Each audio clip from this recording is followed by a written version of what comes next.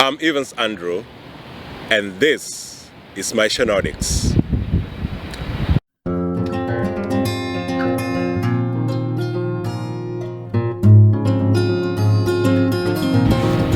Next week Monday will mark my 14th year in Finland. Man, who would have believed it? 14 years in this country. That means 14 winters, man. I mean, there has to be some lessons that I've learned, right? Over the 14 years. I arrived on the 14th of September. Chilly day. I took myself from the airport to the central train station in Helsinki and took myself all the way to Salo. I arrived in Salo looking for a phone booth to call the school to come and pick me up. There was no phone booth. Back in Nairobi at that time, the phone booths were still working. So that's how long I've been here. I mean, they had phone booths still standing, but they were not working anymore. So I had to go to the train station to talk to them, to call a school supervisor to come and pick me up. 14 years.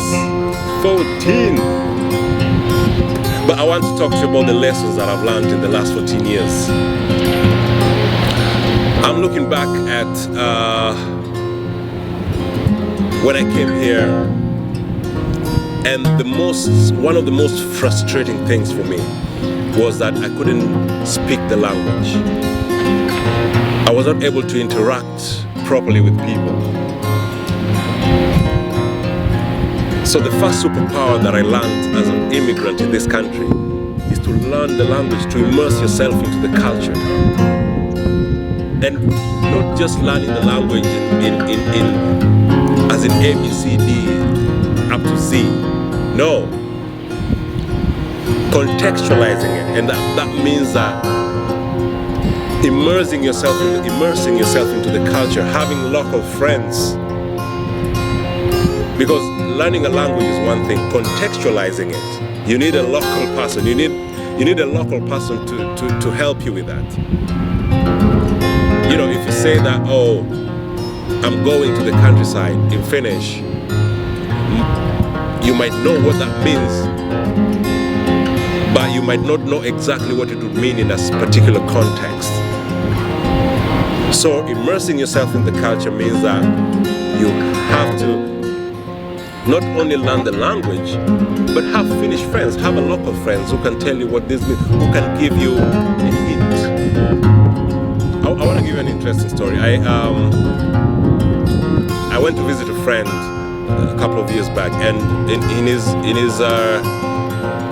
living room table there was a letter, and I saw clearly that it was a letter from the court. So I asked him, hey, do you have something to do with the court? You have a letter? He's like, oh, that just came. I said, no, this is a letter from the court. Could you please open it and check what they're saying? And to his surprise, he was being summoned to appear in court to give evidence. But because he did not know the language, or it did not bother him, he just left the letter lying there, which means that if I didn't go there to tell him what the letter meant, he would be in big problems. So the first thing is to get your way around this country is to learn the language. It makes life much easier. You're able to defend yourself. We've talked about this in Maisha Nordics before. Don't kill yourself for your job. And I know this is a controversial one, because one of the ways that us immigrants identify ourselves, because we don't have family here, we don't interact with a lot of people from the same culture. So that gives us a lot of time to work, and to that becomes a bigger part of our lives here. Now, if you make your job your life, eventually you will not know what to do with yourself when you have free time, because your mind, your body, your whole system will be tailored into work life. And when you have a free day, and I'm a testimony, because when we came here, it was like, fine, you've arrived here, you have a chance to make some money, so you fully go into it. And you work so hard and for so many days that when you have a day off, you don't know what to do with it, because you've tailored your life into employment. In our working life, I saw back in the days, I saw somebody coming to work limping. And this actually happened, and I thought, man, you don't look good. Let me look at your leg. And the leg was infected. The foot was infected. If it reaches a point where you go to work, I mean, a good example, a local person, a Finnish person has a slight headache. What do? They go home. Your health, eventually your body is your temple. It's more important. If something would happen to your job, right? I mean, think about it. Take a moment and reflect on yourself. If something would happen to you right now that you're not able to go to work, will that company collapse? No, they will find your replacement like that. And I don't mean that don't take your job seriously. I mean, by all means, it pays your rent, it feeds you. But if it supersedes your mental health, your physical health, then you have to rethink, is this working for me? Is this the kind of life that I want to live? If you have a family, if you have a way to escape that environment of employment, then don't keep yourself there all the time. You will thank yourself later for making a decision like that. Accept change, man. Accept that you've changed. After living, if you've lived in another country for 5 years, you're going to change your MO, the way you operate, your thinking is going to change. So accept the change. Accept that you've changed and embrace that. The problem we have is putting these compartments in your life where you deal with people back home differently and you deal with people where you're living differently. What do I mean by that? A good example would be use of time. So probably, for example, us African immigrants, the way we use time, or the importance that we put on time, is different from the importance that people put on time here. And when you start to live here and everything is timed, the bus to work is timed, the time to go shopping is timed, everything is timed. Automatically that gets into your system. You start operating like subconsciously without even knowing it. Now you go back home or you plan to do something with someone and you're on time, or you're keeping time and you're taking the time to do this activity seriously. But they're not. Then you have to think that, okay, I have to be accommodative of their lack of conscience of it or how they use their time. This is how you start to put strain on yourself, because now you have your 2 feet spread over this issue. You have the one foot that tells you I have to respect time, and then you have the other foot that telling you that I have to accommodate this.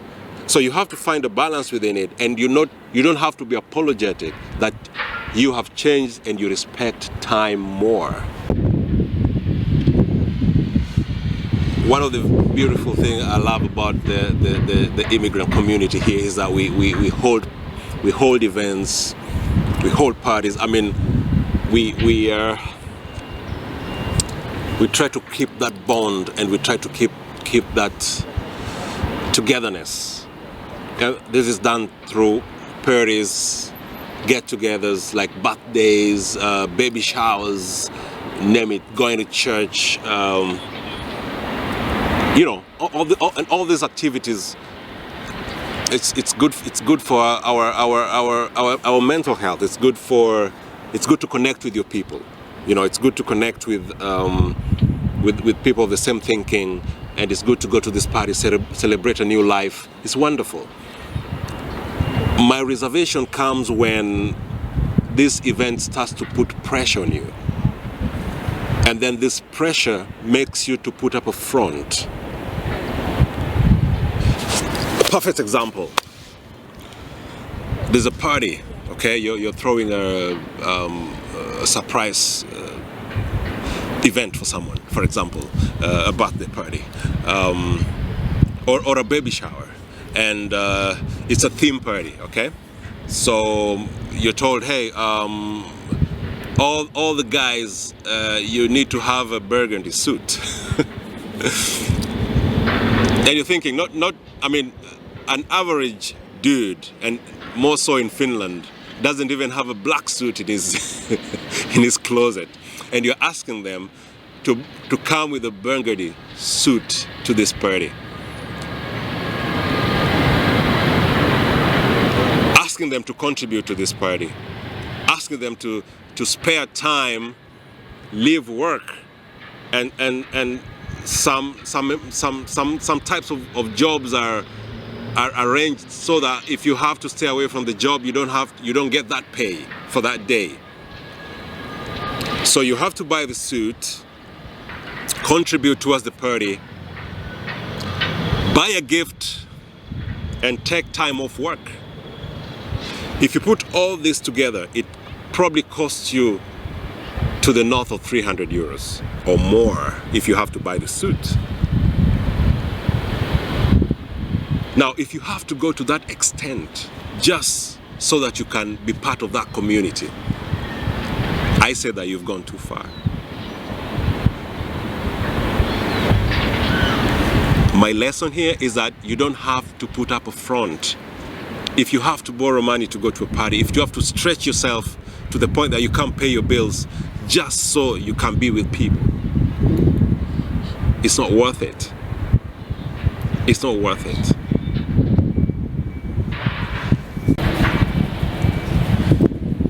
As an immigrant, it means that you're a minority, okay?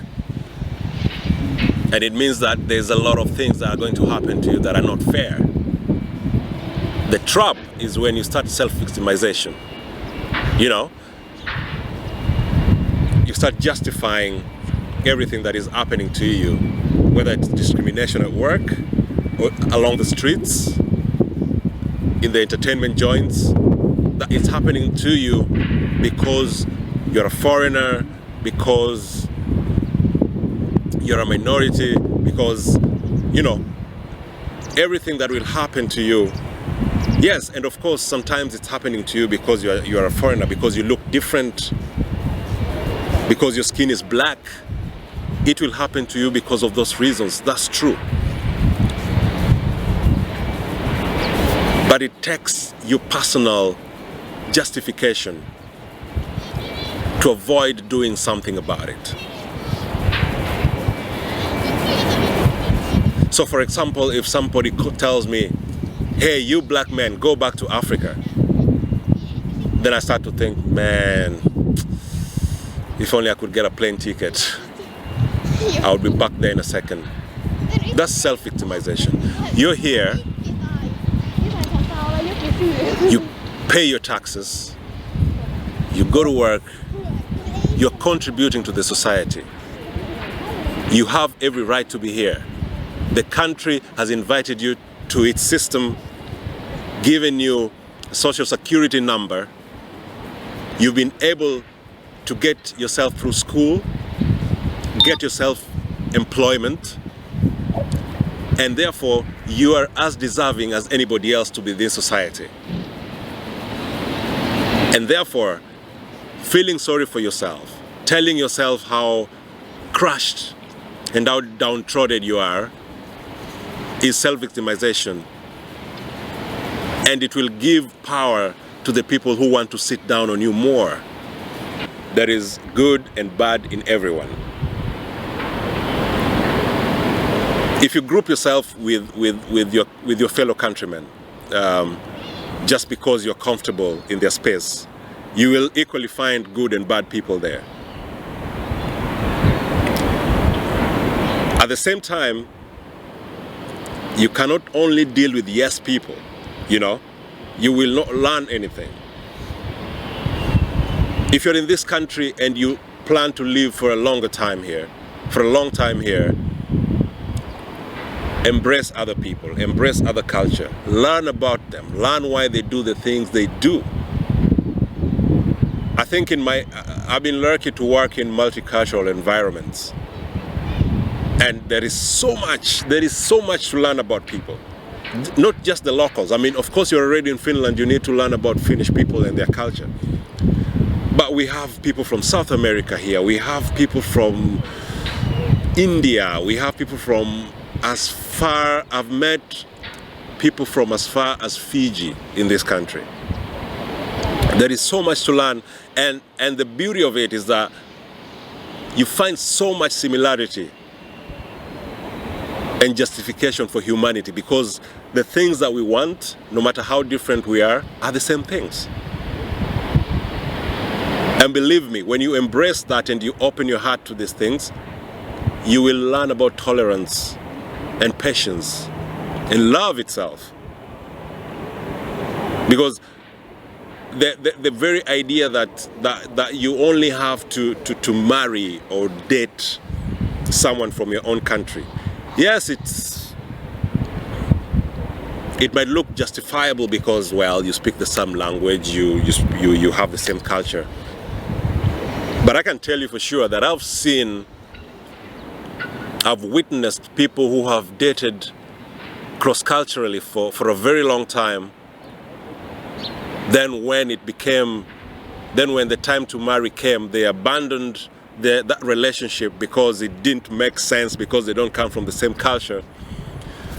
Took someone from their own culture, imported someone from their own culture. And that's where their problem started. Keep your mind open.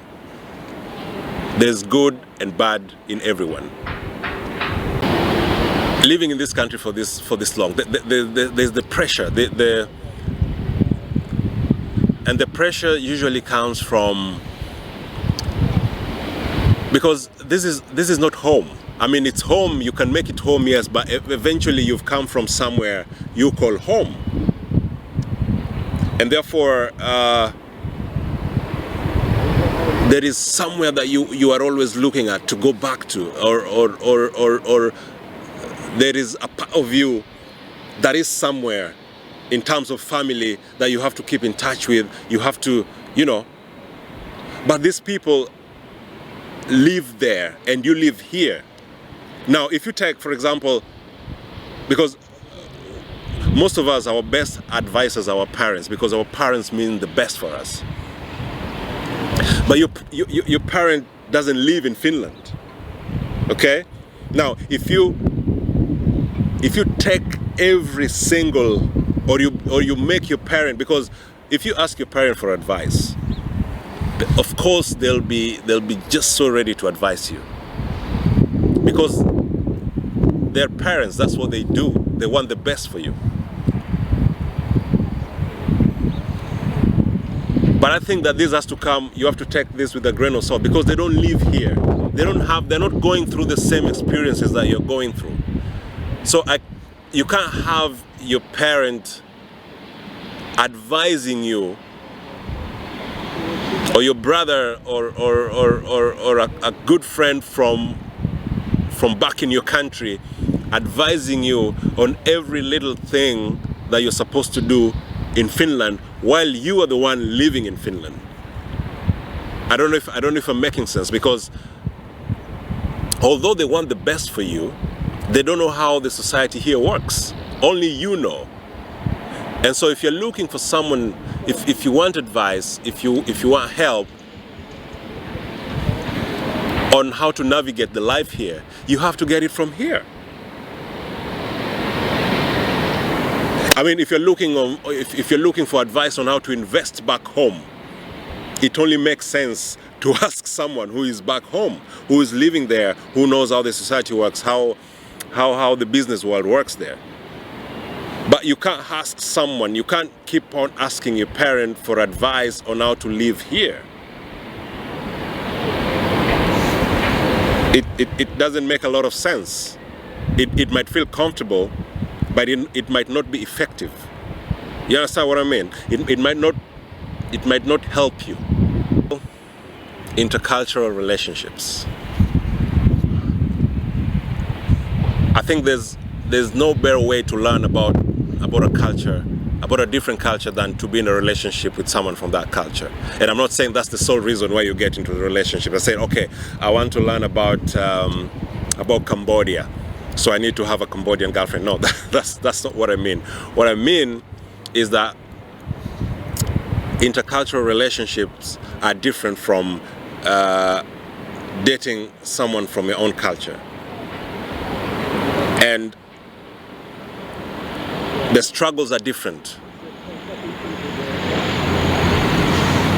If you're struggling in your relationship, there are avenues for help here.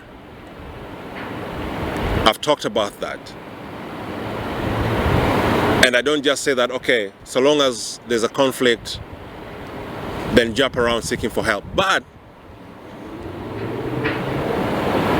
as I said, that as an immigrant, you're already dealing with a lot of things. Maybe you're dealing with family issues. You're dealing with employment issues.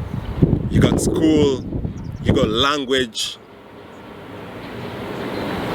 If the relationship is not working, intercultural or otherwise, interracial or otherwise, it doesn't make sense to just whine without making a move. Seek help, take a break, do something. Finland is a very large country with very few people. I mean, there's a lot of forests, there's a lot of space. You have to be comfortable being alone. There's a difference between being alone and being lonely. Because if your motivation is always to be with people, to run away from solitude, I don't think you will do very well with people. I mean, you will be next to people, but you will not be with people. I don't know if I'm making sense. I think that over time, what I've learned here is that at some point that solitude will clear your mind and help you focus on what you want to do with yourself. We come from a very vibrant society where people are so much together and you have to be with people all the time. But here, if your motivation therefore is to be with people all the time, then you have to ask yourself that, if you're running away from your thoughts and yourself, then you have to take a moment and look at that. Because then, therefore, how will you accommodate and be well with other people while you cannot accommodate yourself? Unfortunately, in Finland, we don't have a lot of role models. I think that the diaspora community is still very small. I think it's 6% or 7% of Finland is diaspora. Is from the immigrant community is only 6% or 7%. That means that we don't have a lot of role models. However, thanks to the internet, you don't have to have a physical role model standing next to you or that you can actually call. For me, what has worked for me is that I've been able to follow role models online. I can tell you that having that person that you look up to, having that morally grounded, whatever you're looking for, because I mean we look for role models for various kinds of reasons. For example, I'll tell you that my role model is former US President Barack Obama, Steve Harvey, and lately Kenyan journalist Jeff Koinange. So find a role model. Find somebody who inspires you. Somebody that you follow with your goals, and somebody that makes you want to be the best version of yourself. I'm cognizant of the fact that many immigrants are not doing what they studied for, or are not employed in their desired dream jobs. But we need to constantly develop ourselves. You might not be there now, but don't stop the work. Don't stop the work. Because luck is preparation meeting opportunity. You might be doing the most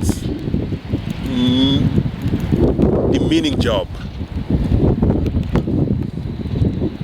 but with preparation and constant development, I believe with every fiber in my being that you get there. Don't be comfortable.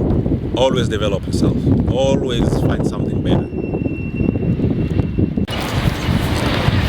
Be comfortable with failure. See, as human beings, our MO is to avoid pain. Make life more pleasurable for the longest time. You know, postpone hard decision, postpone painful decision. You know, a divorce can mean that you lose your house, but it can mean that you get your mental health back. Losing that super job might mean that your finances take a hit, but it can also mean that now you have more time to your family. So don't be afraid to fail, because failures are lessons. There's so much that this country can give, and there's so much that it can take away. And I think the important thing is to find that balance on what to take and what to keep, but most important thing is how to live with people. We all have different beliefs. We have people believing in God, Buddha, whatever it is. That spiritual higher power at times can be your only savior. Did you like this? Please like our videos. Engage with me. Comment. You know, tell me what are your stories? What have you learned in the years that you've been here? What would be better? What did I say that you connected with? What did I say that you felt that was totally out of this world? Connect with me, you know. And as we continue to bring you these stories, we hope that it's creating an impact and it's making living in here much more better. Maisha Nordics, stories as we are.